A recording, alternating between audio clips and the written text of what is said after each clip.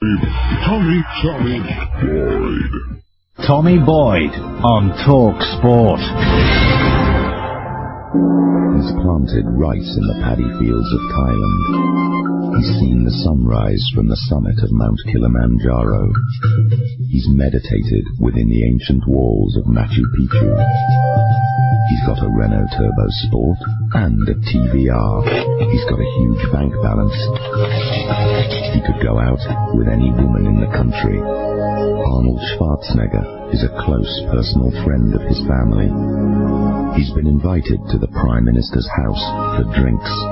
He's the closest thing on earth to the angel Gabriel. He's Tommy Boyd. 08700 40 50 60 is the number. We'll go to Hounslow next. Bill has called. Bill, you're on Talk Sport. Hello? Hello, Bill. Yes, I heard you call that chap a plonker. No, not me. You called somebody a plonker. I didn't. Oh, yes, you did. And then you cut him up because you would not answer his question. I didn't call him a plonker. Yes, you did. I didn't. What did he call him then? I can't remember, but I wouldn't... I heard you call him a plonker. I wouldn't call anybody a plonker. I'd never used the word. Well, you play your tape back when you've finished. Oh, I've got better things to do than that. I'd rather listen to some live radio. I mean, I've been away for just over 12 months. The last time I heard you were on another station. Where have you been? I've been abroad. Whereabouts? Switzerland. Very nice. What have you been doing there? I'm retired. So you've been doing nothing? No. I've worked all my life. Yeah, but so you went to Switzerland and did nothing? Precisely, I'm too old. Nothing wrong with that. They play a lot of crazy golf in Switzerland. They're very keen on it, aren't they? I've no idea. I don't play golf. No, crazy golf. I've no idea. I don't play crazy golf either. They take it very seriously. I heard you talking to another chap. He was talking about the amount of money which has been spent by Man United. And he said, well, how much? And because he couldn't tell you, you didn't want to know. You told him to get his facts right first, didn't you? And the funny thing is, if you're English in Switzerland and you try to speak French, then they speak German back at you. So if you start speaking German to them, then they speak Italian back at you. They won't let you have it that you can do a language that they can. They're a funny lot, the Swiss, you know. Well, I haven't called in to ask you about languages. No. But what you want to know, what I do want to know is, you want people to state the facts before they can bring anything up. Now, I remember you on the last station you worked for, what you got the sack for. And that was when you accused the American GIs on Omaha Beach, over 4,000 of them were killed on that first day, of being homosexuals. Where did you get your fact from? I don't know what you're talking about, Bill. That's why you got the sack. I don't know what you're talking about here, friend. You accused the American GIs on Omaha Beach on the D-Day of over 4,000 of them who were killed were homosexuals. And what are you talking about, Billy boy? Listen, I've got it here, and the reason you got the sack was the American Embassy picked it up as well. Because I had the letters here. Are you for real, or are you a character? Because if you're a character, you're fantastic. Hold on. Yeah, go on. I also had the letter from a Mr. Wheeler, who was in charge of LBC. And he wrote, and he also rang me up to say that you were getting the sack. You finished up on the Friday. For saying... Now, don't tell me... Don't tell me that... Wait, shut up. You're a miserable old man, you are. Shut up. Just you shut it. Don't tell me to shut it. Yeah, I will. I'll tell you to shut it. Because you listen to me. You crotchety old git.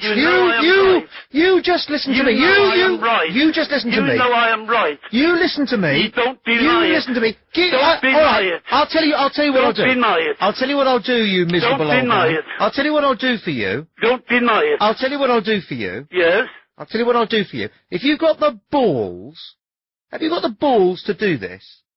You give your home telephone number to my switchboard. I'll take your name and address. and I will see you in court for what you've just said. You will? I promise you that, Sunshine, because that's fair enough. your generation is shot through I've got with it here. plenty of fine people. I've got it here But in black and white. if you are saying... I am saying that you accused over 4,000 GIs on Omaha Beach on D-Day who were killed by homosexuals. Right. And that is why you got the sack. Right, now, how many were? How many were? I've no idea. Well, have a guess. I've no idea. Well, have a guess. I'm not in the guessing game. Well, have a guess. I don't go guessing. You say you deal in facts. Well, no, let's deal in facts. Hold on. Let's deal in court. Let's deal in facts. Hold on. Let's deal in facts. Let's deal in facts. Let's deal in facts. No, you said you're going to take me to court. Yeah, let's deal in facts. You take me to court. Let's deal in facts. You take me to court. I don't know how many. Have you got the balls to finish the conversation? I'll see you in court if you want. This is what you've said. Have you got the balls to finish the conversation now? You've said this on national radio. Jesus, can you have a conversation? Do you know how to talk? What, with a plonker like you? I mean, you don't deal in facts. You tried to twist the conversation. Well, let's talk about it. Okay, all right. Shut up. Let's talk about it then. Okay. Listen, I'll give my phone number and my address, and you take me to court. I will. I hope you do. Yeah, I expect you do. You've got nothing better to do, have you? But no, because I can get Mr. Weimer. And I can also get the American Embassy. I've got letters from them. Why? You threatened to take me to court. Yeah, but why do you do these things? Well, how many homosexuals were killed then? Do you know? I'm asking you. Why did you say there was over 4,000? Why do you do these things? Why did you say there was over 4,000? I'll answer your question. You would be smirching the names of innocent GIs. Now, wait a second. Just listen. You're going to take me to court. No, stop jumping up and down. You're going to take me to court. I hope you do.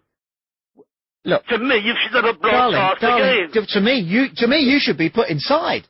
You should be put away. Why? Because you're a danger to decent people. You're not decent. Listen, stop and listen. You are not decent. Why not? But they come out with statements like that. Like what? Over 4,000 GIs who were killed on D-Day were homosexuals. What if they were? But you had no proof. But when people ring you up, no, but the question is, what if they were? I'm asking you for proof. What I said was this. I know what you said. Tell me what I said. On D-Day, on Omaha Beach, there was over 4,000 GIs who were killed, but over 4,000 were homosexuals. Why would that be disparaging if that was true? Why would that be disparaging if that was true? Well, give me the facts then. Where did you get your information? I ask you why it would be disparaging if it were true. It's not disparaging if it was true. Well, what's wrong with it if it's true? I want to know where you got your information from. I'll tell you where I got the information from if you tell me why there's anything wrong with the fact that homosexuals died on Omaha Beach. You said over 4,000. And that is why you got the sack. I don't think you're ever going to. I don't think you're ever going to get this. Just wait a minute. That is why you got the sack. I hope to God I did. That's why you got the sack from the other radio station. I hope to God that's true. What? What you said. Because I live my life, Bill, fighting prejudice like you have. Prejudice and ignorance. I'm not ignorant. You're very ignorant. I am not. What percentage of the... I'm sticking up because... Okay, all right, let me ask you a question. Let me ask... No, I want to ask you a question. No, I just want to ask... No, I won't. I won't listen... But you shut your gob. I won't listen until you answer a question. I won't listen to... What's wrong... Right, first question. What's wrong with... First question. First question, Bill. Two questions for you. No, you shut your gob and listen to me. No, you ask me a question, I'll answer it. What was the question I asked you then? You haven't asked me one. You just said that you will answer the question. If you ask me one. Where did you get the information from that there was over 4,000 GIs killed who were homosexuals on Omaha Beach on D-Day? Okay, it works like this, Bill. You ready? Are you listening? Yes. What percentage of the male population is homosexual? I'm not interested. No, you're not, are you? No. I just want to know where you got your information. You ask everybody else that rings up who cannot substantiate what they're saying. Yeah. And I want to know, can you substantiate there was over 4,000 GIs killed on Omaha Beach on D-Day? Whose authority would you accept?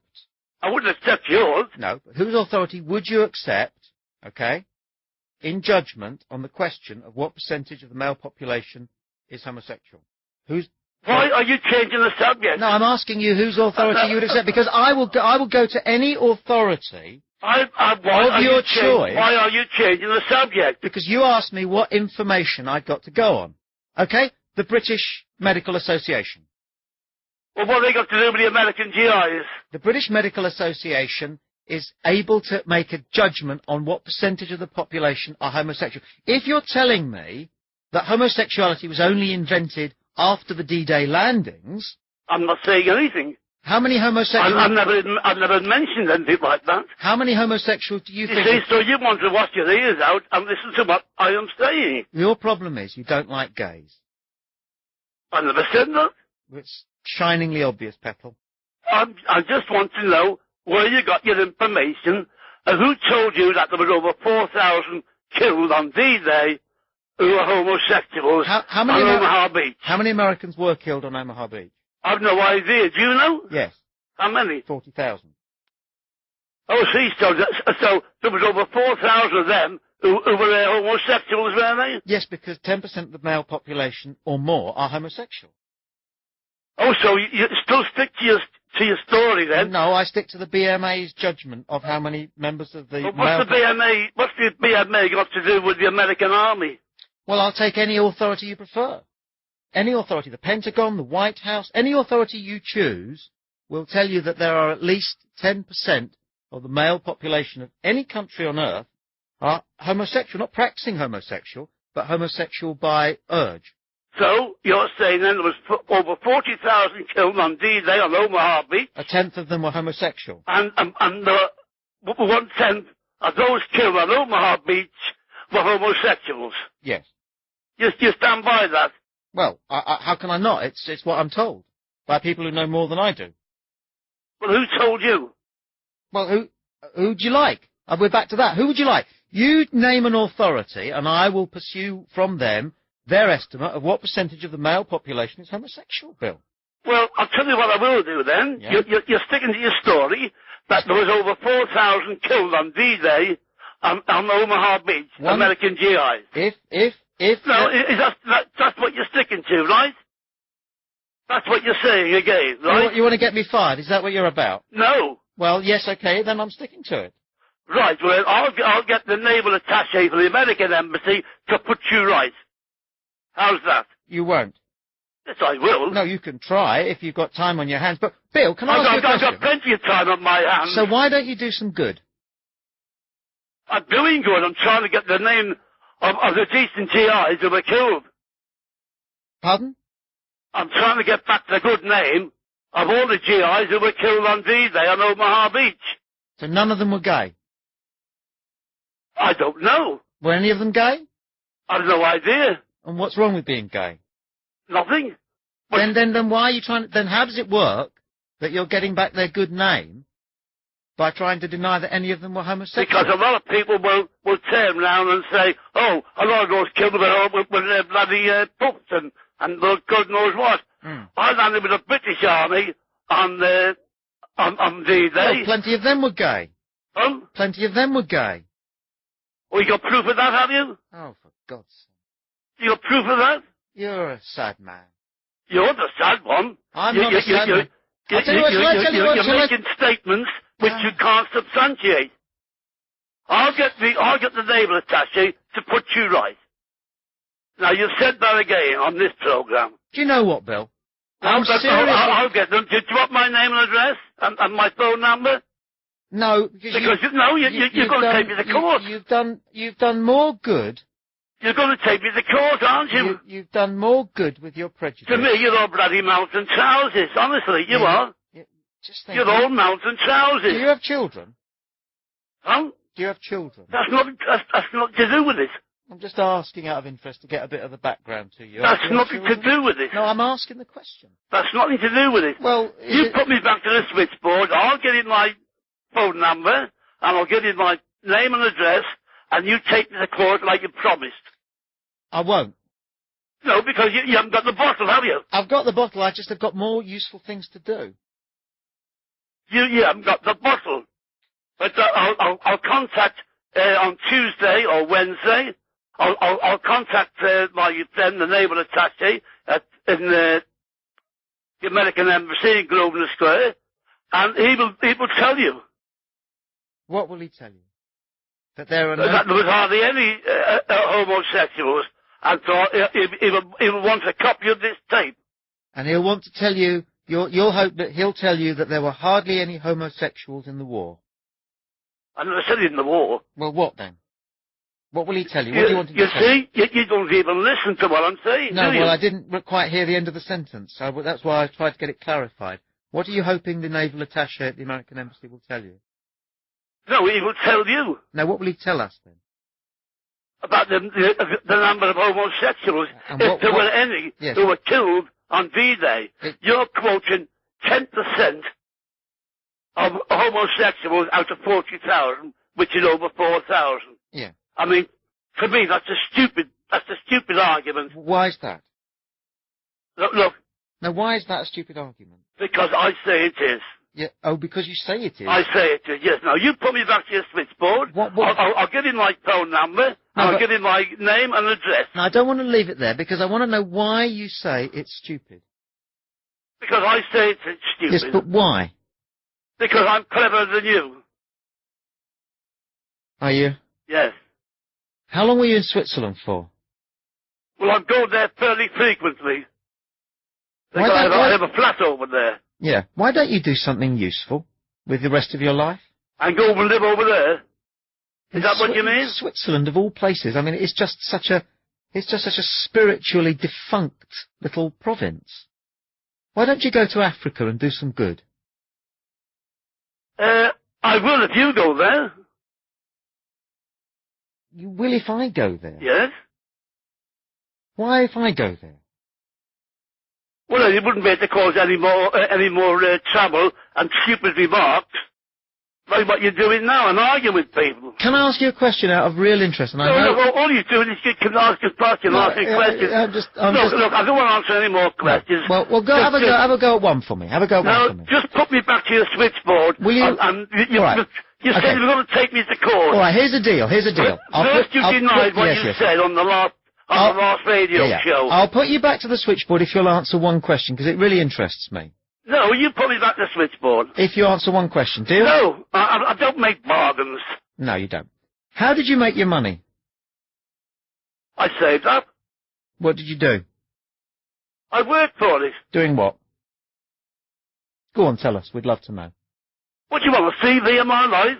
Just what? Just how you make your money? I'm a broadcaster. Are you? Yeah. Well, you're one of the lousiest ones I've ever heard. Yeah, but how did you make your money? I worked for it. Doing what, though? Go on. I was a builder. You were a builder. All right, now then, put me back to the switchboard. I've answered your question. Mm-hmm. Put me back. I'll give you my phone number. And then give it to you, then you can ring me up peak, if you like, when you're finished. Well, I'm not going to, Bill. Bill, I'm not going to. Lonely though you are, I'm not going to. I'm not lonely. No. I've got plenty of friends. Yeah.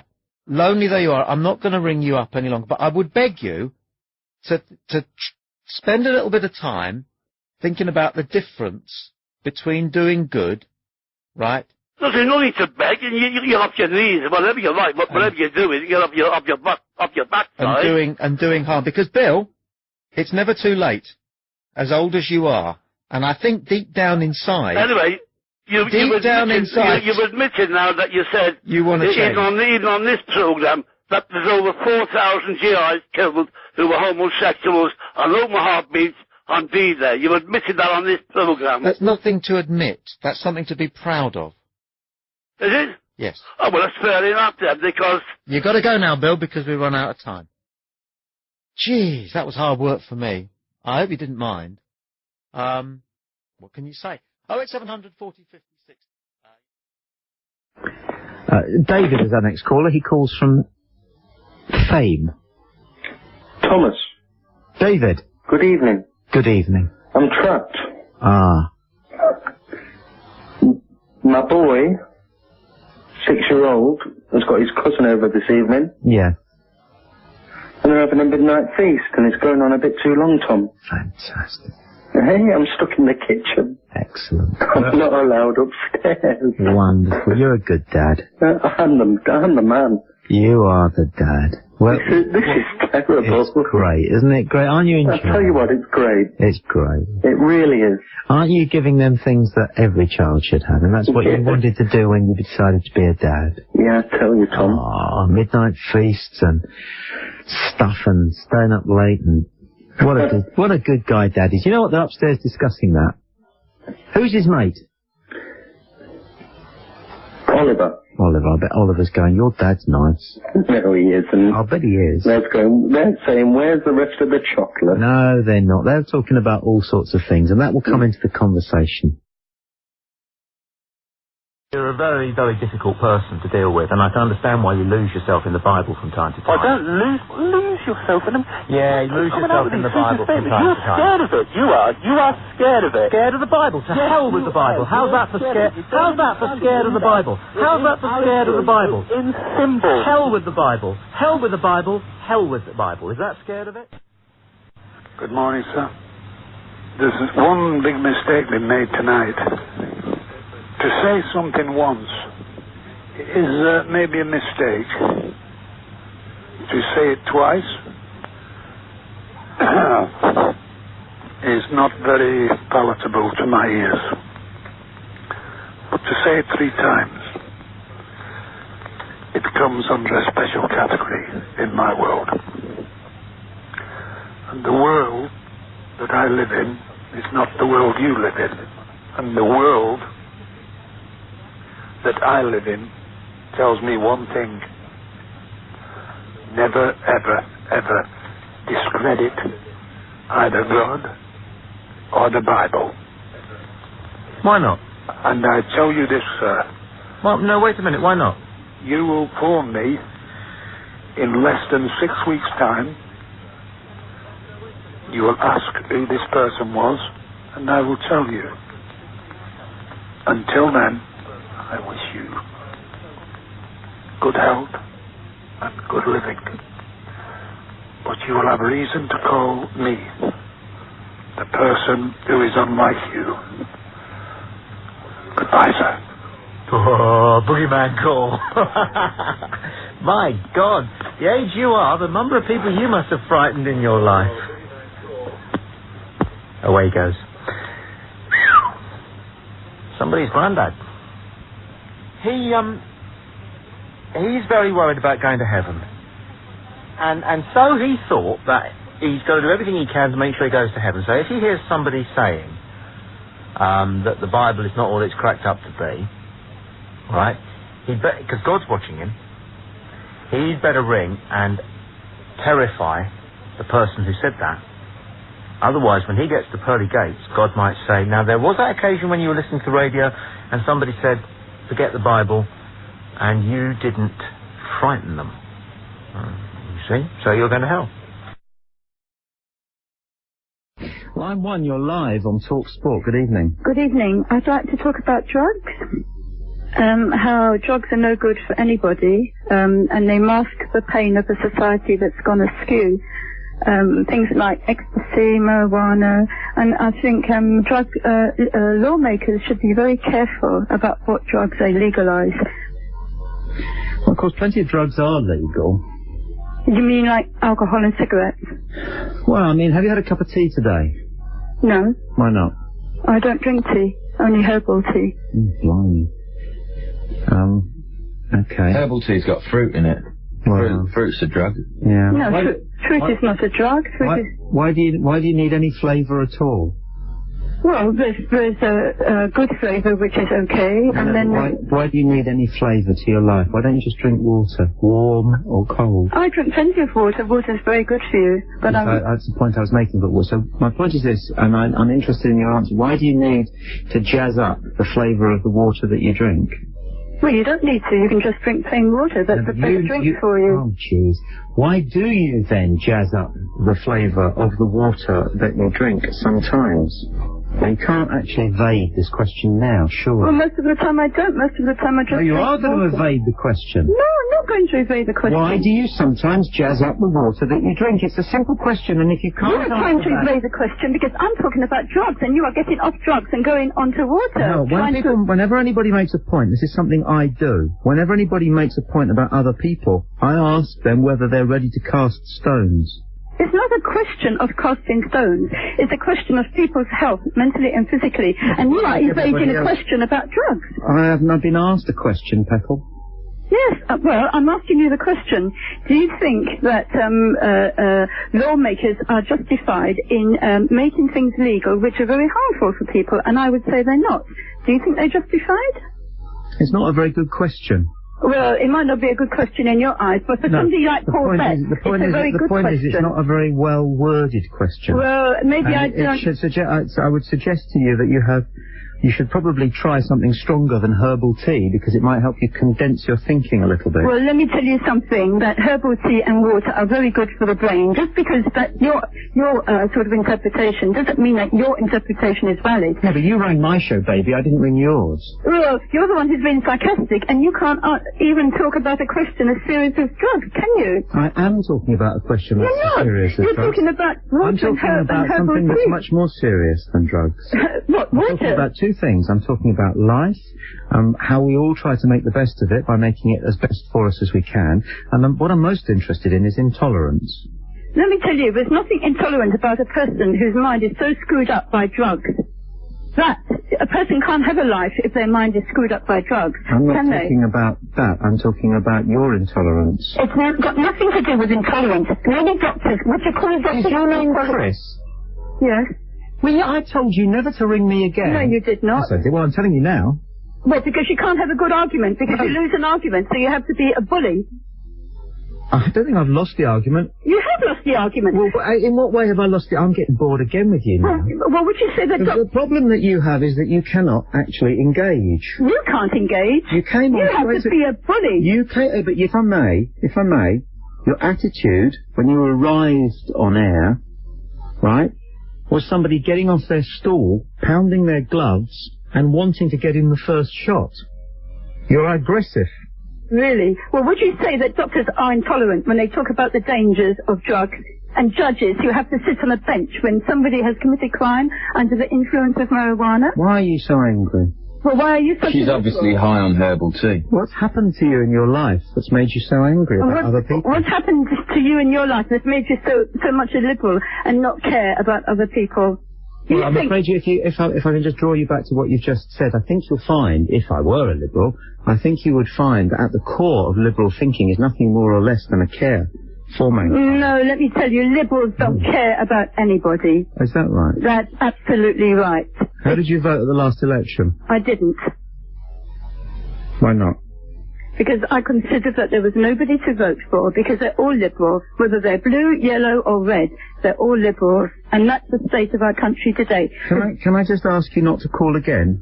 Because you can't win an argument founded on common sense. You either have to be sarcastic or be a bully. If you can't answer a simple question about your own life, if you don't understand your own life at all... You can't... Can I finish my point? If you're not prepared to look at something that you do and wonder why you do it, and help yourself identify why it is that you do things that you don't actually physically have to do in order to remain alive, because you want to make your life a little bit better than merely sustaining it and breathing and drinking water and eating bread, which you do because at times you pleasure yourself. This is semantics. Can I you are using semantics. No, darling, You've lost an argument. Don't call me darling. Well, can you not ring me again because you sadden me? Well, because you can't win an argument logically through rational thinking, so you have to be sarcastic and a bully, because you haven't got the logical rationale to win an argument against drugs. Shall I tell you why? Because there is no argument. So you have to try and bully me in order to be on top, as it were. Yeah, okay. Bye-bye. Goodbye. Terrible woman. Just imagine, I mean, really, seriously, imagine, how do you end up like that? Long-term herbal tea abuse. You know what I mean about Ash? He does it in one sentence. So David is on the M40. David, you're on TalkSport. Hi. Hi, David. That chap that just phoned about chopping a fish in half while it was alive. I've done that. Oh, my son! It was bloody hilarious. That's a very good mad laugh. Go on, my son, give us one more. Go on, one more.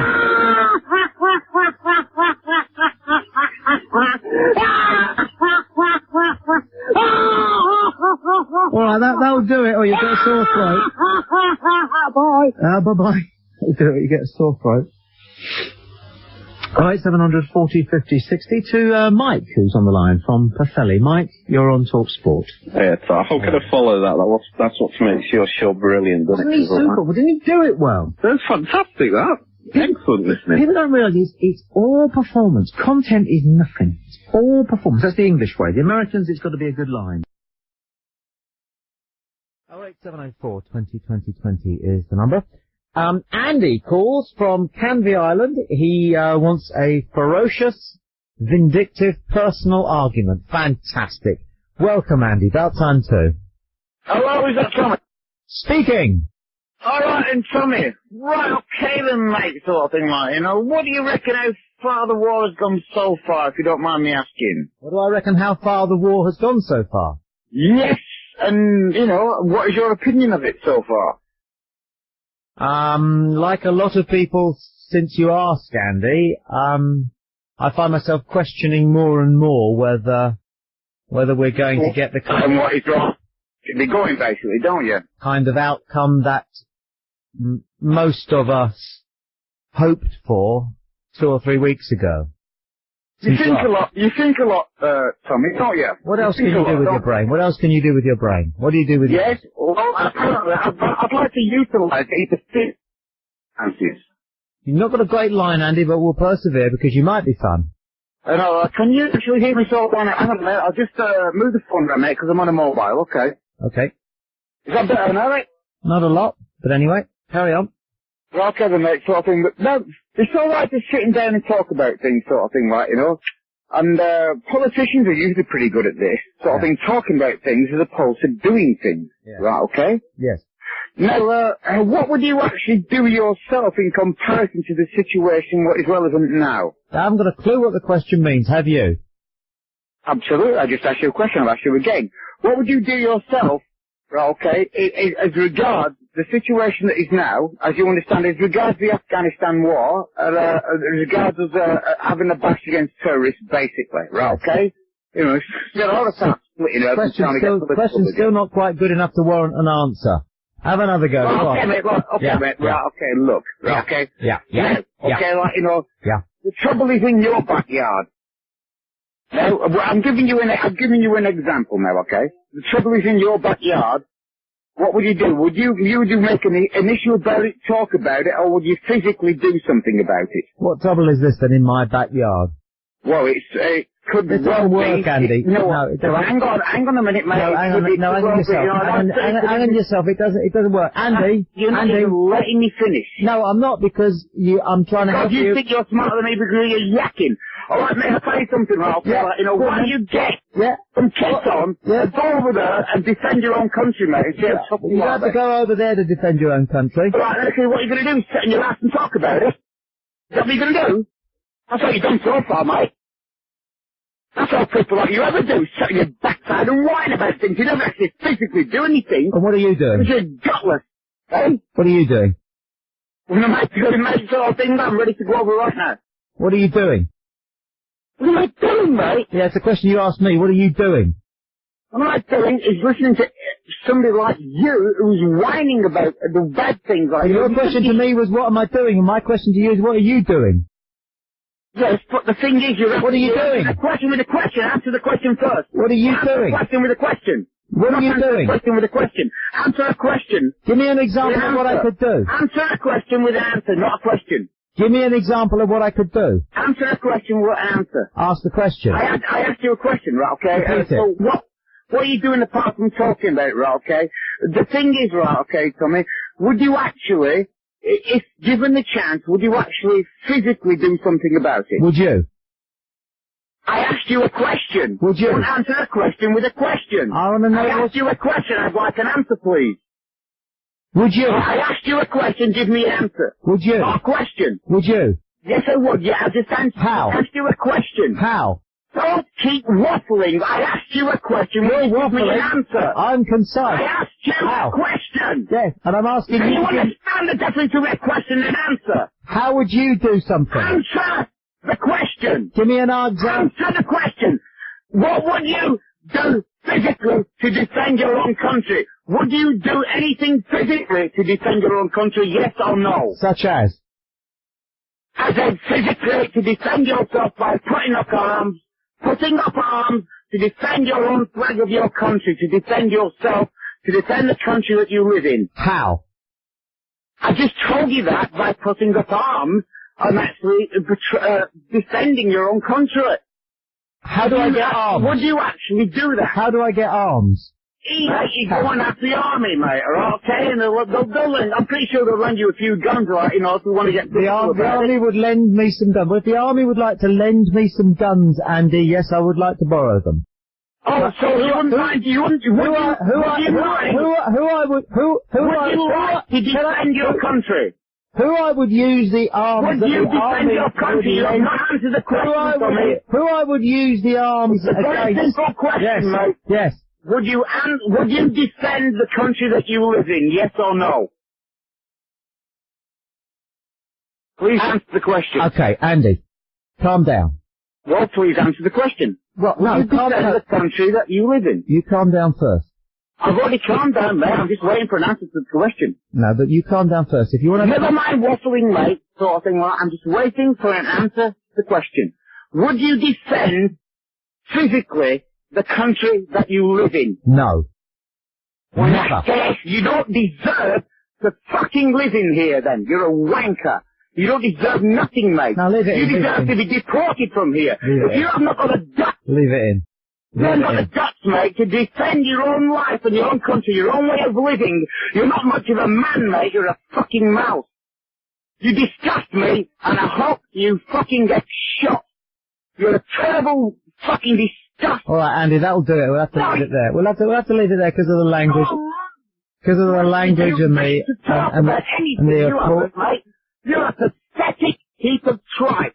Keep going. You're making me lots of You're very friends. bad, mate. You're terrible. Yeah, keep going. You're making me lots of friends. Good. That's good. That's good. Andy. Nobody's very bad, though, mate. Do you want to stop and listen to me for a second, Andy? Oh, yeah. Well, I think we're all pretty good at listening to you, mate. Well, but you never answer any questions, mate. Well, I answered your question just in one word. You wouldn't do that. Well, I did. That's a terrible thing to say, mate. All right, now listen to me, Andy. Listen to me. Listen to me. You are one of the reasons why I would consider going and living in another country. And the reason for that is because I don't believe that there are many countries on earth that have quite as many people in them, alright, like you. There are more people like you in this country per head of the population than in most countries on earth, and I've travelled and I know what I'm talking about. And that is why from time to time I am ashamed, deeply ashamed of this country because of people like you. If you're so ashamed of it, mate, yes, why the hell are you here? I'm giving it a lot. Go and find another country to live in. Because if I leave and people like me leave, then we leave it to people like you. And can you imagine what kind of a pile of horse manure it would be if people like you held the country in store? They're getting rid of all this shit like you sort of thing who can't make their minds up about anything. They'll all be politically fucking unstable. Yeah. Can't make their minds up about nothing. Andy, I don't know what you do, but it's bugger all. And I don't know what you actually think, but I suspect it's also bugger all. Yeah, all I would say, Andy... You're full of full of action, are you? Yeah, well, you got to go, Andy, because we've got a break. So I hope that didn't offend anybody, but it was comment. It was grotesque. But I took the decision that we might as well hear what Andy was all about. It's 11:45 midnight, and we're all grown up listening. That's Andy in Candy Island. 08704 20 20 20 is the number. It's the Friday evening phone-in. Quite warm this evening, isn't it? Well, I mean, not out there, but in here.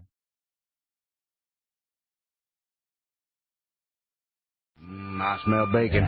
Lights gonna suck when you go. Yeah, but it cost me money when I pressed 5. Well, don't press 5 then. No, but I mean, it's already costing me money to get through to the station. Why should I have to pay twice? Well, don't call then. Now, that's not a very nice attitude, is it? Well, I'm only giving you penny-saving advice here. No, you're not. You're being nasty. I'm not being nasty. I'm saying don't call. You're being aggressive. I'm not being aggressive. I'm just telling you what you want to hear. Save money. No, you're not. You're not answering my question. I've answered... Which I asked you politely. Yes. I've answered your question, sir. Your question has been thoroughly and utterly answered, and you have asked me why you should be spending money, and my answer to you is, if that is of concern to you, or if it is a difficulty for you, then you would be better advised simply to enjoy the show from the radio. Well, no, see, you're of no help at all. Would you like to give me your name? Yes, I'm Tommy Boyd. No, you're not Tommy Boyd. All right, then. Are you Paul? No, I'm not Paul. I'm Tommy Boyd. No, you're not Tommy Boyd. How do you know that? Because I know Tommy Boyd's voice. This is ludicrous. This is absolutely ludicrous. And I know James well, and I spoke to James well and Tommy Boyd at the same table. At the same table? At the same table. I've never, ever sat down at the table with James Whale. No, because you're not Tommy Boyd. When was this? When did you meet Tommy Boyd with James Whale? Let me see now. It would be, 1988? 1988? 1988? Where? It was at King's Cross. Where? At King's Cross? What, the railway station? No, it wasn't the railway station, it was a tea room. A tea room? Yeah. You met... Wrap it up. I think we should. Yeah. Lovely talking to you. And you. Look after yourself. And you.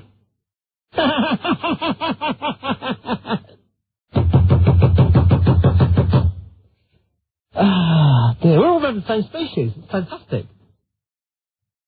Remember, of the same species. We're identical.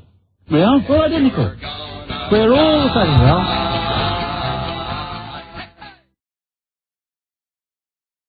You're live on Talk Sport. Hi. Hi, hello. Hi there. I'm Tommy Boyd, intellectual pygmy, isn't he? Yes, I know, but what can we do? Well, he sits there and just agrees with everything when people are talking complete twaddle. And then he gets somebody in there who passes an opinion like about 10 minutes ago. And he jumps up and down on the guy's head because he hasn't done anything in life. And then when he's up what he's done in life himself, absolutely stiff, except run a radio show. He's got nothing to say for himself. Well, actually, to be fair to Tommy, he has achieved a great deal. Like what? Well, he's a very well-travelled person and a very influential person who has often been called in by well-known and influential people to impart his wisdom. Well, that's a fairly sweeping generalisation. I mean, how about something specific? Well, he was asked in by the Prime Minister, by Prince Charles, to give his views on the inner-city riots back in the early 80s. Well, why didn't he tell the guy that then when he was having a go at him? Well, Tommy's very modest. Modest? Very modest. Well, I mean, there's modesty and there's just not backing up your argument, isn't there? I mean, if he's done all these things, when he's having a go at a guy for doing nothing, then he should say, well, look, you know, here's an example of what I've done. Well, to be fair, he was having a go at the chap who had done nothing because the chap wanted to knock other people who were at least trying to do something. But that's exactly what Tommy Boyd does, knocks other people. sit and listen to them, there's just no content to the show at all. It's just... Well, that's what people seem to want. I mean, the people he has ringing in, even on sport, they've just got nothing to say. They sit there, I mean, some of the stuff I've been listening to tonight, it's just so dull. The only reason I'm listening to it is because I'm in an area where I can't pick up Edwina Curry. And it's just dreadful. I've got a long journey, and I'd rather have silence than listen to it, quite honestly. It really is a lousy show. It obviously caters to a certain audience. But, I mean, okay, so if Tommy's an intelligent guy, he's obviously dumbing himself down to cater to a fairly low-grade audience. But I tell you, it really is a boring show. Well, at least most of the people who ring in are aware of the show's format, unlike yourself, for example. I mean, to be honest, to be quite honest with you, and I hope this doesn't come across as being rude, in as much as you don't understand the most basic element of the show, you're about the dumbest person who's phoned in tonight. Well, what don't I understand about the show, then? Well, the fact that all calls go to air unscreened and live. Yeah. Which means that you are, in fact, on the air and you're talking to Tommy Boyd now, which is what everybody else is able to grasp, except a plonker like you. Do you not know what unscreened live means? I've only had your show on about 15 minutes. Well, how are you able to judge a show on 15 minutes then? Because I've had 15 minutes of tosh. Do you realise what a plonker you sounded? Well, I probably did. I'm not really that bothered. Yeah, you are. The reason your motive for calling was because you wanted to feel superior. No, it wasn't. I actually wanted to criticise the show. I didn't realise. No, you didn't want to criticise the show. To be precise, you wanted to condemn. I've just criticised the show. No, the word criticism is not necessarily a condemnation. It's providing a critique. And you wanted to condemn. I wanted to condemn? Yes. You wanted to condemn other people. No, I wanted to condemn Tommy Boyd. Well, I am Tommy Boyd, so can you not get your... How many times am I going to have to explain that to you? Explain what? You are Tommy Boyd. I'm well aware that you're Tommy Boyd now. Well, can you not talk about me in the third person? Because I'm quite comfortable about doing that, but it's usually only boxers who do that. Okay, I want to criticise you or condemn you. You can put it whichever way you want. On the basis of 15 minutes listening. Can I tell you, it takes 6 weeks of listening to this show before you understand it. Well, there's not much chance of me listening to it for 6 weeks. I've got to listen for 6 weeks. Well, you should try. You should give yourself a chance, because you might just discover that it is, in fact, the most salutary experience in British broadcasting. Salutary? Yes. Explain that to me. Explain that to you? Yeah. No, you keep listening. If you don't, okay? Dismal experience. And you might. Do you see yourself as some kind of a messiah type figure then, do you? No, everybody else does. Your head's getting big now.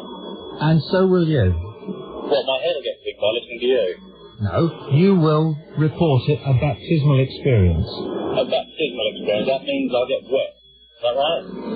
If that's what you think a baptism is, getting wet, it just goes to show you have been listening to low-grade broadcasting for too long. A baptism is actually a religious experience, isn't it? It's a religious ceremony. Absolutely correct. Well done. It's carried out usually by somebody who's ordained to carry out that. Now, you're telling everybody who's listening to this stuff we already know. Welcome to the club. But can you catch up? Can you catch up? You've got a lot of catch... You've got Are you claiming that you're some kind of ordained minister then? No, is that what you're doing? Everybody else does. Everybody else thinks you're God, do they?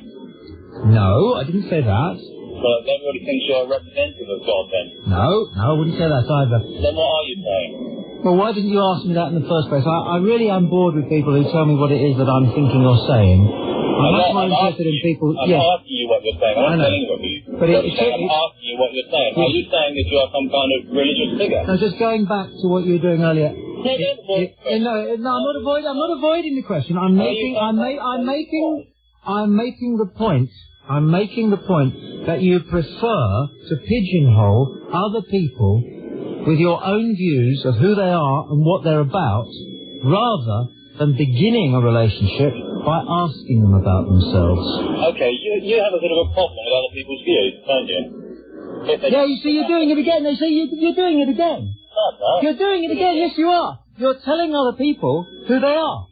You're telling other people what they're like. And I'm here to tell you that you need to change in that alone. And we've only been speaking for 5 minutes. How many more slugs are there hiding under the rock? Okay, that's the question then. Do you have a problem with other people's opinions not being the same as yours? I don't think it's a very good question. Do you want to... It's not, no, what do you mean by... Well, no, can I just interrupt a second? To get this question right, can you rephrase problem? What does that mean? Do you object to other people having opinions that don't match yours?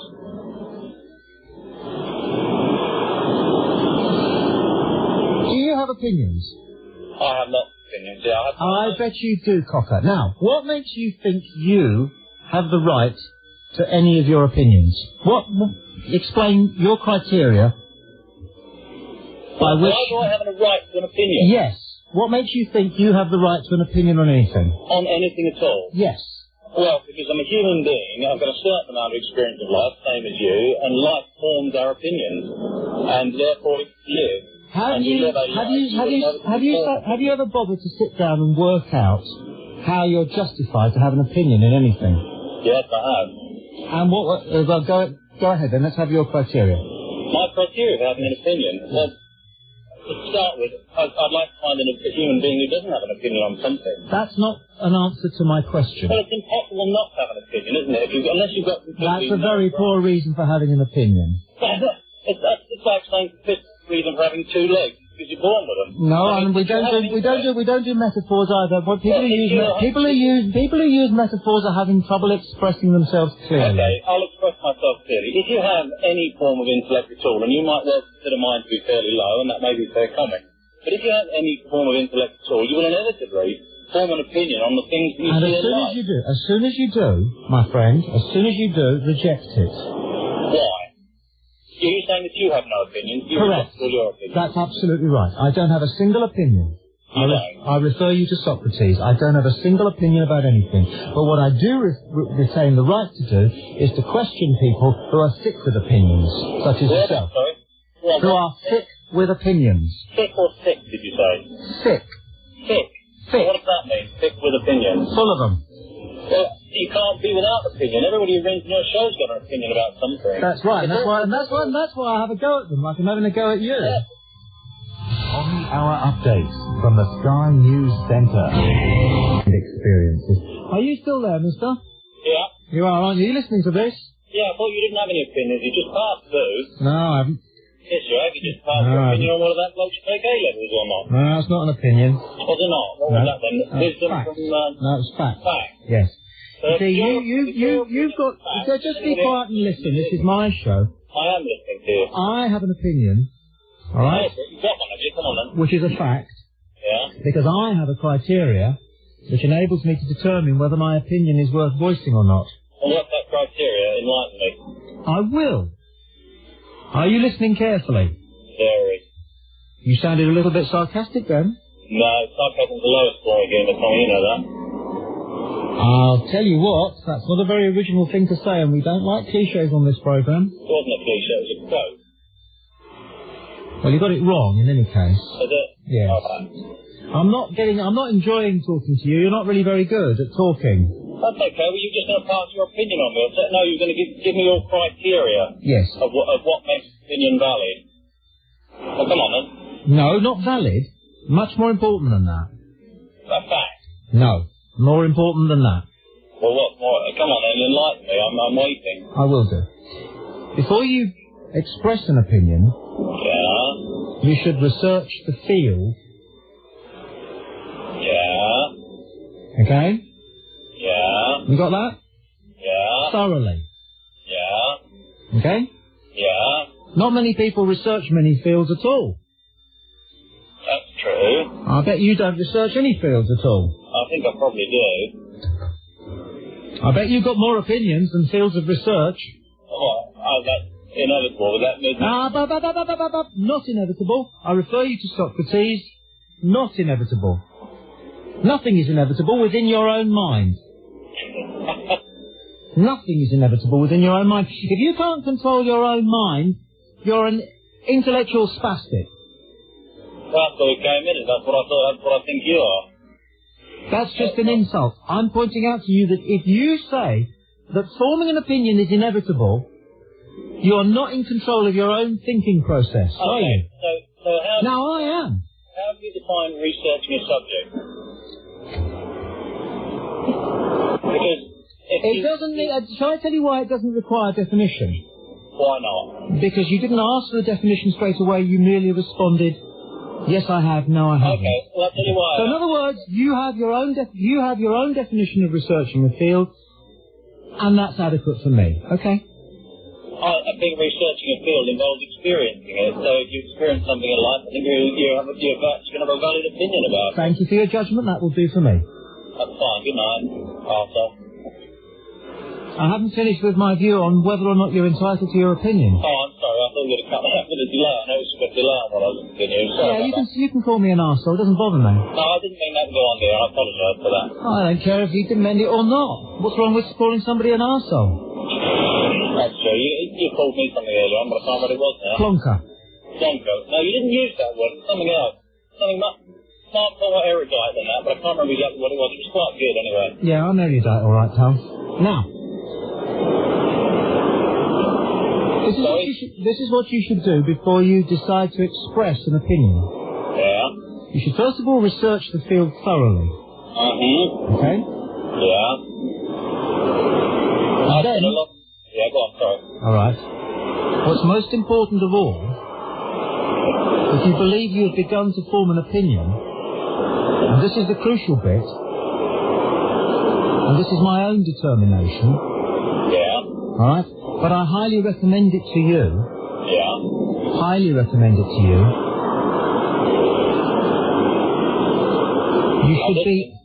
You should be as certain as you can be that expressing that opinion is likely to do more good than bad. Simple as that. And if you aren't certain of that, then keep it to yourself. And those criteria have been voiced repeatedly on this show. So are you saying that nobody's allowed to come on your show? No. Can I just stop you there? I am saying what I say. No paraphrasing of what I say should reach with my approval. Don't tell me what I'm trying to say. I'm saying what I said. I said, are you saying? No, I'm never. I will never be saying what you suggest that you think I'm saying. You're not capable. You to clarify. I don't need to clarify. Only maybe for you, but I'm not that bothered about you. You really think that everybody who listens to your show at the moment has the faintest idea what you're talking about? Did you say that again? I didn't understand what you said. I said, do you imagine that the people listening to your show have the faintest idea what you were talking about just then? Oh, yes. You do? Oh, yes. Yeah. Well, I was going to ask you just a simple question, like the one I asked you earlier when you started to get on about the religious experience, and you didn't answer that. You won't answer any questions. You won't answer anything that might expose you for what you are. I'm going to have to let you go because you're not actually very good at this. You haven't been listening long enough. No, I'm sorry. I'm sorry. I'm sorry. You just resort to abuse. If anybody questions you in detail, you resort to abuse. That's fair enough. I don't think your questions are very good. I asked you earlier to answer a straight question. You simply avoided it. You made a statement. No, it wasn't a very good question. Ask me. Try again. See if you can ask a decent question. I've asked you 3 questions. They weren't very good. So, in your opinion... You said to me, I bet you've forgotten what your questions were. Yeah, I haven't. Well, what were they then? Well, one of them was after you suggested that I would experience a baptism, I said, did you consider yourself to be some kind of religious figure? You didn't answer that, you just avoided it. No, I didn't. I said, yes, I do. You do consider yourself to be some kind of religious figure? As I said when you asked me the question the first time round, yes. Oh, I'd like to hear the debate. I think you just avoided it. But in that case, you said yes, then you said yes. Yes, I did, yes. I did. I did say that I'm not God. But I am nothing more or less than a religious figure. To who? In your own mind or in other people's mind? Are you some kind of David Icke type figure? I presume you haven't read much of David Icke's work. Well, I haven't read any of David Icke's work. Well, then, in that case, then what makes you think you're entitled to have an opinion about him? I don't have an opinion about him. I said, are you... And where does he fit in your argument?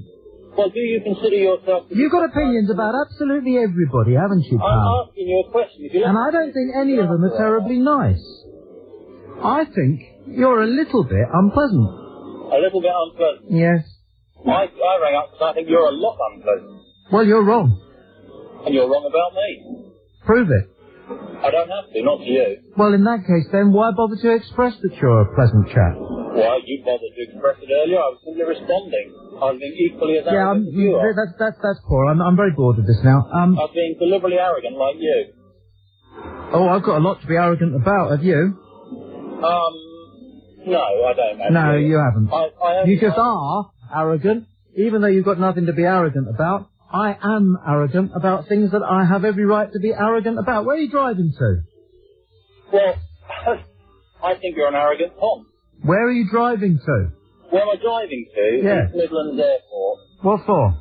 I work there. Doing what? I'm an airline pilot. Now, I've got to tell you something else.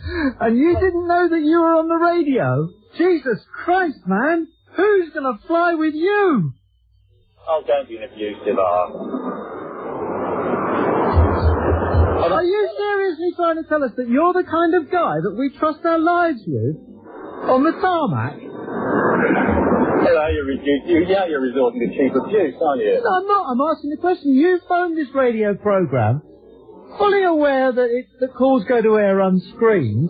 You did your and then you started talking to me as though I was somebody else.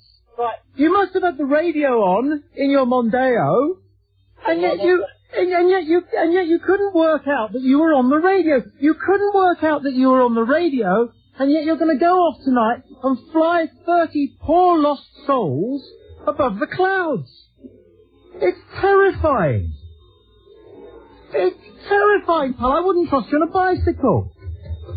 You're mixed up, angry, upset, stressed. You should listen to You're yourself. very, very dangerous. You should play the tape back and listen to yourself if you think I'm angry and upset. I'm not that kind of a broadcaster. I agree they exist. You almost flipped your loop then, didn't you? Almost apoplectic. No, I'm just trying to raise the entertainment value of the conversation. That's it so bloody boring. How come you've been carrying it on for 10 minutes? Well, because I'm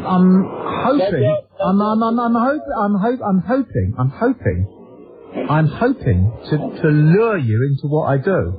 Into what? Into what I do. Explain that. You're trying to lure me into what you do. Yes.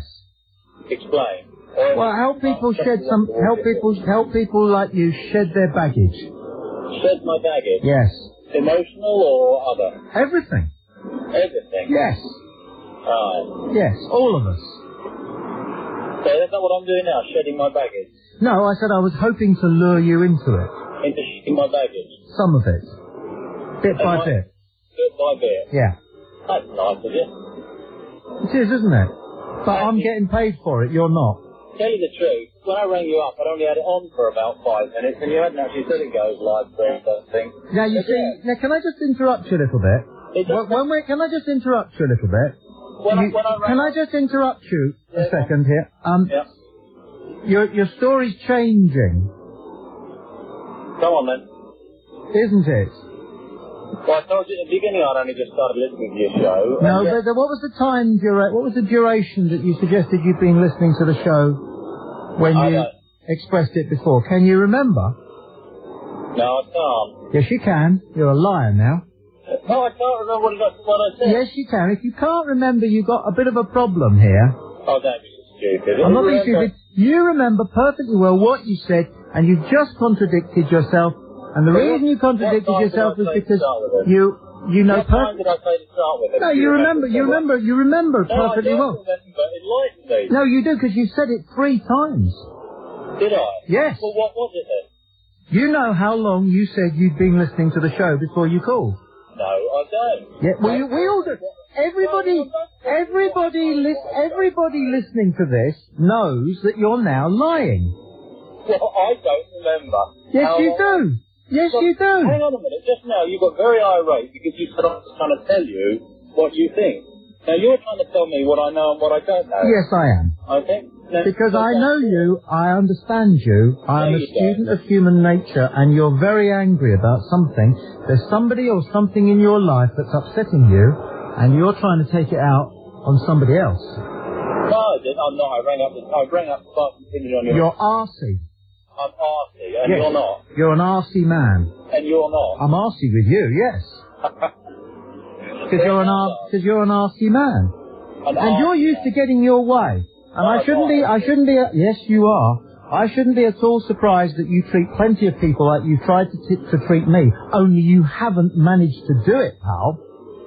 I didn't even realise I was talking to you. I think you need to go away and have a good long look at how you are with people. I think you should. And I think you know what I'm talking about. We can all sense it in you. Sense what? My anger? My inner anger? No, the fact that you're a bully. A bully? Yes. That's a good one. It's true, isn't it? At least I don't bully people on air on a regular basis. I bully you. Yeah, exactly. You bully and me. I've bullied you good. Yeah. And that's because you started it. You've got more than you bargained for.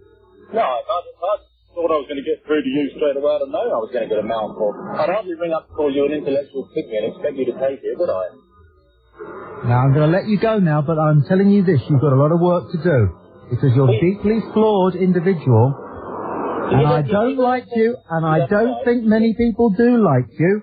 Well, I doubt if many people listen to your show like me, because most of them adore you. So obviously they're not going to like me. And obviously I didn't ring up expecting you to go, oh yes, you're right, I am an intellectual figure. I expected you to argue. And you've bothered to do it for nearly 20 minutes now, so it must have touched a nerve with you, mustn't it? Because I'm just filling the time driving up to East Midland. You're filling in, you're entertaining half the country. Yes, correct. I am. I'm just doing this to entertain myself. Yes. I'm filling the time. But you've bothered to spend 20 minutes arguing with me, so perhaps I touched a raw nerve with you. I don't think you touched a raw nerve with me. I thought you might be almost my equal. Oh, no, come on, you never thought that. Oh, yes, I did. No, you didn't. Yes, I did, Don't bullshit me. I'm not bullshitting you. I've met two people who are better than me. Oh, there's nothing more than that around. Don't be so modest. Well, I've never met them, that's the truth. No, you see, you're very good though, because you. I know, I am very good. I'm actually. Shall I tell you what I am? What? I'm absolutely unique in broadcasting. I'll say that again. There's never been one like me, but there will be plenty more like me, taken from those who listen and understand what it is I do.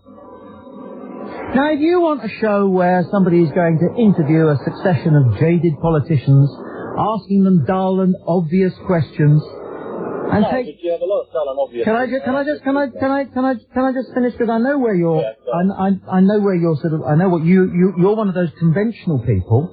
I'm very conventional. I agree with that. Very conventional, aren't you? Yeah. And the minute you get a whiff of somebody doing anything remotely unconventional, it offends you a bit. No, I wouldn't say offend. That's the right word. But it worries you. Makes you a bit cross. I find, when you're searching the airways for something to listen to, some of the trivia that you go through. I mean, some of the stuff you were doing. What is trivia? Well, it's irrelevant. But then again. Well, can I just ask you about that? I mean, what is trivia? What is trivia exactly? Well, it's a subjective thing, isn't it? Trivia to one person. Well, where does it hail from? What's the origin of trivia? I don't know. You tell me. Well, you see, you mustn't go using concepts, particularly to condemn, when you're quite ignorant of the concepts. Tommy, I just backed up with it then. I just said to you that trivia is something that's irrelevant. And no. Of course, it's well, you see, it isn't. No, darling, Petal, that is not what trivia is. Okay. The Greeks, who we owe a great deal to for our education system, had 7 subjects on their curriculum. The 4 sciences, I bet you got physics, didn't you? Yeah. Yeah. The 4 sciences and the 3 creative subjects, the arts. Yeah. The Greeks decided that the 4 sciences, I bet you got chemistry as well, didn't you? No, well, I level, yeah. Yeah. The Greeks decided that the 4 sciences were more important than the 3 arts. Yeah. The 4 sciences were called the... Sorry, is that a question you're asking me? Just wondered if you were clever enough to make the connection. Well, I haven't studied 3. No. The 4 sciences were called the quadria. Yeah. And the 3 arts were called the... The trivia. Good boy. So are we talking about the Greek meaning of the word trivia or the modern meaning of the word? Oh. I just get it right, pal. Well, I was talking about, I mean, I don't think if you go in the dictionary, you might go into an encyclopedia and find a great long drawn out... Yes, but you're guessing here. You're guessing. But I think you'll find that most dictionaries will describe... Yes, but you're saying, I think you'll find, and when we're flying at 35,000 feet, we don't want to know that the pilot thinks you might find. Well, the pilot knows that most people... Fine, and I know that trivia doesn't mean what you think it means, so don't use a concept you don't understand to condemn somebody who knows what the concept is. When we finish, get a few other people to ring in and tell you what they think... How do I do that? Do I say things like, give me a call now if you'd like to talk about... Say what you think trivia means. Oh, Jesus. Why not? Why not? Because it's not interesting, pal, like you. Well, for somebody who's uninteresting, I've not occupied a lot of your airtime. No, you haven't. I have. Yeah, blowing hard like you always do, I guess. It's not the tennis ball that people come to watch. What is it then? It's the player. The player. And you're playing with yourself, are you? I didn't mean that, actually. I meant you're playing... Oh, you had a little panic then, didn't you? I probably realised what I said. I didn't say that. See, look at you warming up now. You think yourself, he's not such a bad guy, is he? Listen, now what you do now, you've driven about, 30 miles? Yeah. I've been a pilot, it's probably more like 45. Oh, I don't speed. I've got too many speeding tickets already. Just see whether you tune back into Edwina Curry now you can. Bye-bye. That was quite good fun, actually. I quite enjoyed that. He wasn't bad. He wasn't bad. He came round a little bit. But I wouldn't like to be in the air with him. No. What was he... What, do you know what it is, I reckon? He's cross because he's got to go to work tonight. Yeah, possibly. That's my judgment. Because you said you're doing something like a charter flight with those kind of people. And he'd rather be, you know, Concourse. He'd rather be long haul to JFK, obviously. But, because I get that. Do you get that when you're coming out on a Sunday night to work? Because I'll be quite honest with you, I set off about 7:30. Yeah.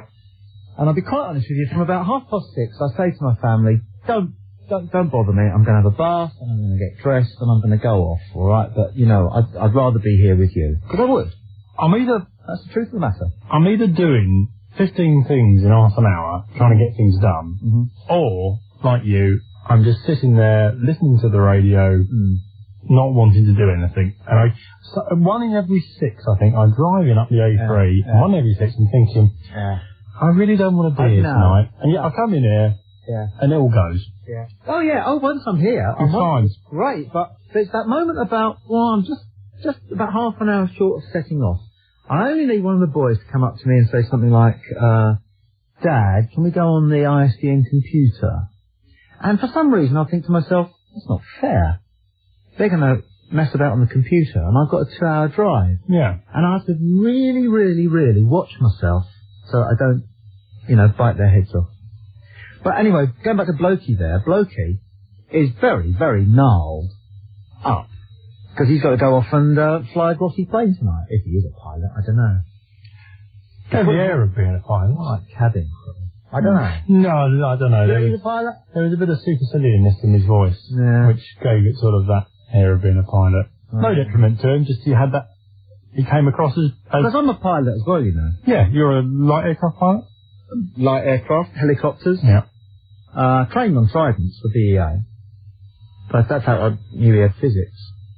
But, 08700 40 50 60 is the number, or you can email the show by going to our website, which is talksport.net. Click on the button that says email the show. You may not believe this, but the RC pilot is still there. Not only is he still listening, just as I said he would be, but he's actually still got his phone line open. And we've just been listening inside his car, because we can do that. If he's listening to us, we can listen to him. Harumping his way through a bunch of... I was just listening to him coming down the RCN. Another line. He's gone now. He's gone. He just jumped off the switch. It was when you said that... Was it Artie you said? Yeah. That Artie pilot is still listening. You realised the phone was still on. Yeah. It's that kind of...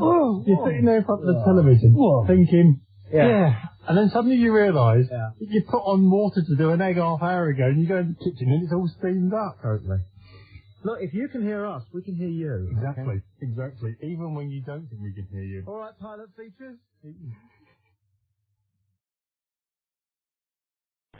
704 20 20 20 is the number. John is our next caller. He calls from somewhere near Bristol. Hello, John. Hi there. It's John Shannon here. Hi. How you doing? Fine, thank you. How are you? Not so bad. I just like to talk about the royalty. I don't want to, I have great respect for them. Mm-hmm. But if you don't mind me speaking, can I speak on mine here? I'm on national radio, am I? Why not, yeah. Yeah, okay. The Queen Elizabeth and the Queen Mother and Prince Charles and the family and all of them, I mean, do a fantastic job in this country, don't they? You agree with me? Yeah? Well, on a night like this, it would be wrong to get into a discussion about them. Yeah. I think the value of the royal family. I'm sad that a lady who obviously meant a great deal to her family and lived a remarkable life. Right. Has died. If you want to, yeah. Just a second. I'm actually a real Republican. If I had my real honest, this is my honest view, I think we should shoot the fucking lot of them. How's you that for your national radio? Fuck you, pal. And you too, pal. Thank you. Good night. Well, I don't mind something like that going up because all of human life is here, and I just sometimes feel sad that we have democracy in this country. It means that even people like that have got a vote. Mary, soon I have a dictatorship ready. Mary calls from Nottingham. Hello, Mary. You're on TalkSport. Tommy. On 1089 and 1053 AM, Tommy Boyd on Talk Sport.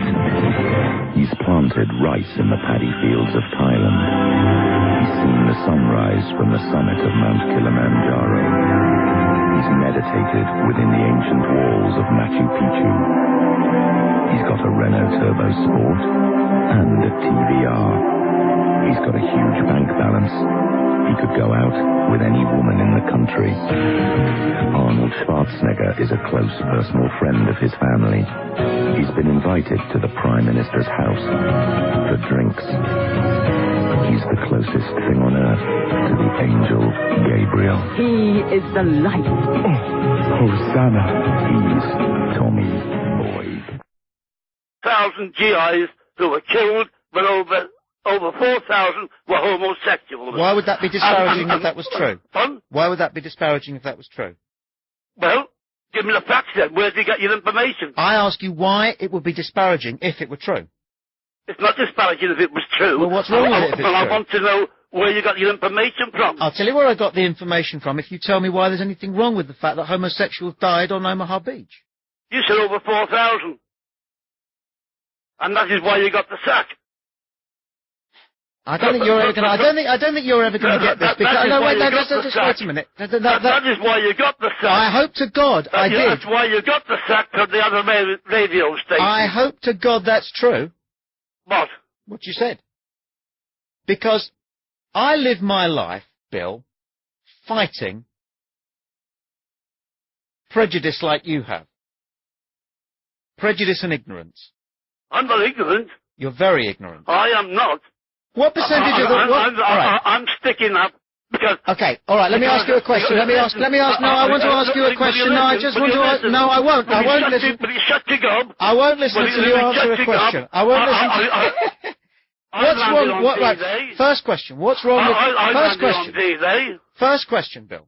Two questions for you. No, you shut your gob and listen to me. No, you ask me a question, I'll answer it. What was the question I asked you then? You haven't asked me one.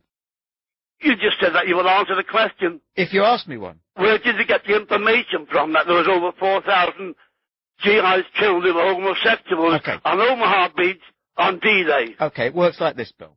You ready? Are you listening? Yes. What percentage of the male population is homosexual? I'm not interested. No, you're not, are you? No. I just want to know where you got your information. You ask everybody else that rings up who cannot substantiate what they're saying. Yeah. And I want to know, can you substantiate there was over 4,000 GIs killed on Omaha Beach on D-Day? Whose authority would you accept? I wouldn't accept yours. No, but whose authority would you accept, okay, in judgment on the question of what percentage of the male population is homosexual? Why are you changing the subject? No, I'm asking you whose authority you would accept, because I will go to any authority of your choice. Why are you changing the subject? Because you asked me what information I've got to go on. Tommy Boyd. Tommy Boyd on Talk Sport. He's planted rice in the paddy fields of Thailand.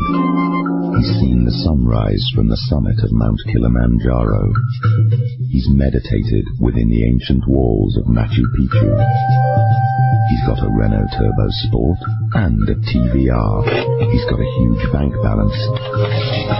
He could go out with any woman in the country. Arnold Schwarzenegger is a close personal friend of his family.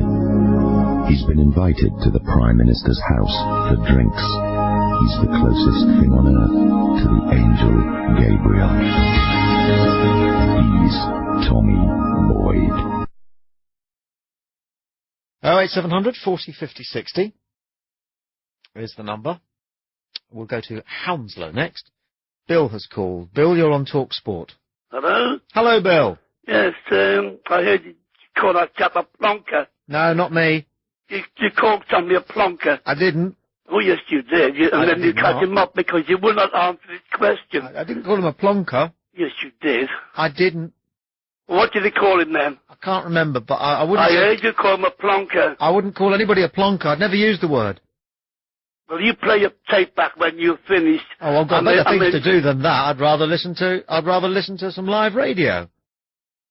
I mean, I've been away for just over 12 months. The last time I heard you were on another station.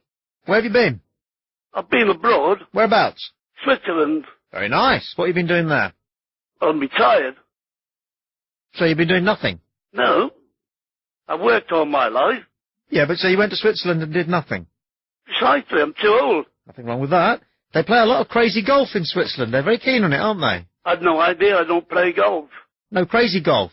I've no idea. I don't play crazy golf either. They take it very seriously. I heard you talking to another chap. He was talking about the amount of money which is being spent by Man United. And he said, well, how much? And because he couldn't tell you, you didn't want to know. You told him to get his facts right first, didn't you? And the funny thing is, if you're English in Switzerland and you try to speak French, then they speak German back at you. So if you start speaking German to them, then they speak Italian back at you. They won't let you have it that you can do a language that they can. They're a funny lot, the Swiss, you know. Well, I haven't called in to ask you about languages. No. But what you want to know, what I do want to know is, you want people to state the facts before they can bring anything up. Now, remember you on the last station you worked for, what you got the sack for. And that was when you accused the American GIs on Omaha Beach, over 4,000 of them were killed on that first day, of being homosexuals. Where did you get your fact from? I don't know what you're talking about, Bill. That's why you got the sack. I don't know what you're talking about here, friend. You accused the American GIs on Omaha Beach on the D-Day of over 4,000 of them who were killed were homosexuals. And you... What are you talking about, Billy boy? Listen, I've got it here, and the reason you got the sack was the American Embassy picked it up as well. Because I have the letters here. I also... Are you for real, or are you a character? Because if you're a character, you're fantastic. Hold on. Yeah, go on. I also have the letter from a Mr. Wheeler, who was in charge of LBC. And he wrote, and he also rang me up to say that you were getting the sack. You finished up on the Friday. For saying... No, don't tell me... Don't tell me that... Wait, shut up. You're a miserable old man, you are. Shut up. Just you shut it. Don't tell me to shut it. Yeah, I will. I'll tell you to shut it. Because you listen to me. You crotchety old git. You just listen to me. You just listen to me. You know I am right. You listen to me. You don't deny it. You listen to me. Don't deny it. I'll tell you what I'll do. Don't deny it. I'll tell you what I'll do, you miserable old man. Don't deny it. I'll tell you what I'll do for you. Don't deny it. I'll tell you what I'll do for you. Yes? I'll tell you what I'll do for you. If you've got the balls, have you got the balls to do this? You give your home telephone number to my switchboard. I'll take your name and address, and I will see you in court for what you've just said.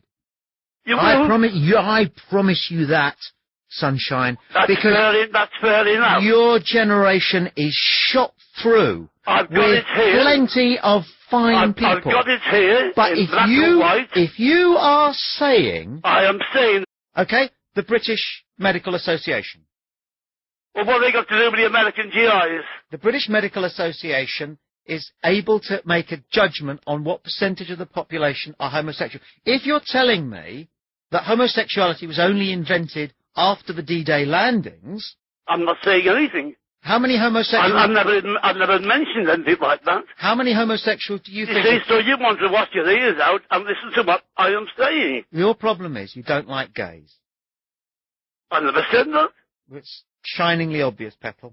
I just want to know where you got your information and who told you that there were over 4,000 killed on D-Day who were homosexuals on Omaha Beach. How many Americans were killed on Omaha Beach? I've no idea. Do you know? Yes. How many? 40,000. Oh, see, so there was over 4,000 of them who were homosexuals, were they? Yes, because 10% of the male population or more are homosexual. Oh, so you still stick to your story then? No, I stick to the BMA's judgment of how many members of the What's the BMA got to do with the American Army?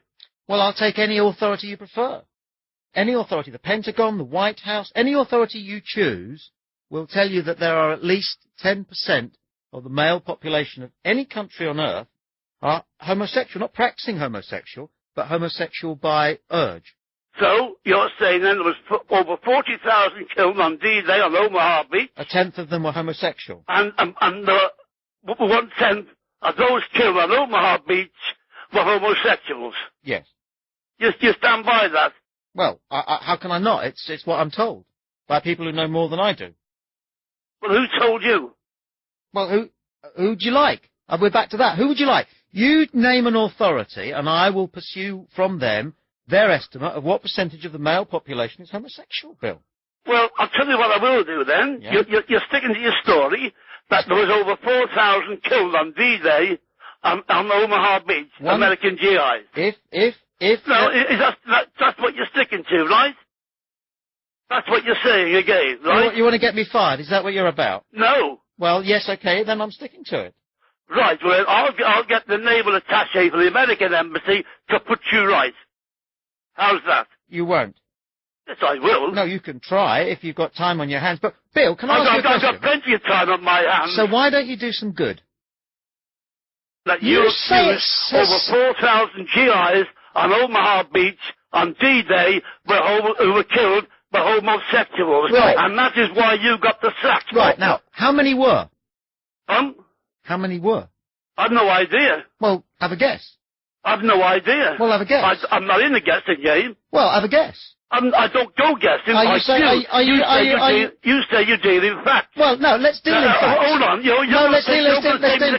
Let's deal in facts. Hold on. Let's deal in facts. Let's deal in facts. Let's deal in facts. No, you said you're going to take me to court. Yeah, let's deal in facts. You take me to court. Let's deal in facts.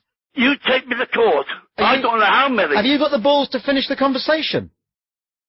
I'll see you in court if you want. This is what you've said. Have you got the balls to finish the conversation now? You've said this on national radio. Jesus, can you have a conversation? Do you know how to talk? What, with a plonker like you? I mean, you don't deal in facts. You tried to twist the conversation. Well, let's talk about it. Okay, all right, shut up. Let's talk about it then, okay? Listen, I'll give my phone number and my address, and you take me to court. I will. I hope you do. Yeah, I expect you do. You've got nothing better to do, have you? But no, because I can get Mr. Weimer. And I can also get the American Embassy. I've got letters from them. Why? You threatened to take me to court. Yeah, but why do you do these things? Well, how many homosexuals were killed then? Do you know? I'm asking you. Why did you say there was over 4,000? Why do you do these things? Why did you say there was over 4,000? I'll answer your question. You would be smirching the names of innocent GIs. Now wait a second. Just listen. You're going to take me to court. Stop jumping up and down. You're going to take me to court. I hope you do. Look, to me, you should have broadcast darling, to me, you should be put inside. You should be put away. Why? Because you're a danger to decent people. You are not decent. Listen, stop and listen. You are not decent. Why not? When they come out with statements like that. Like what? Over 4,000 GIs who were killed on D-Day were homosexuals. What if they were? But you had no proof. But when people ring you up, no, but the question is, what if they were? I'm asking you for proof. What I said was this. I know what you said. Tell me what I said. On D-Day, on Omaha Beach, there was over 4,000